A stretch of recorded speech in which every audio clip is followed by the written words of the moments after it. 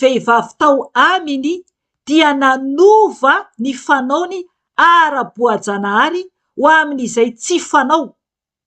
Toy izany koa ny lehilahy namela ny fanao amin'ny vehivavy izy ka maimay tamin'ny fifampilany samy lehilahy.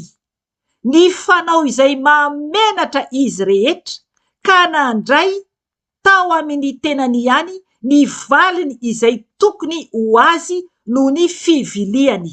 Amen. Ry havana izay le izy, ny vehivavy lasa miaraka amin'ny vehivavy, ny lehilahy miaraka amin'ny lehilahy. Ho avy ny fahatezeran'Andriamanitra mazava ny tenin'Andriamanitra. Eo ihany koa ny fanompotsapy ny zavaboary, io indray no topoina fa tsy ny mpanao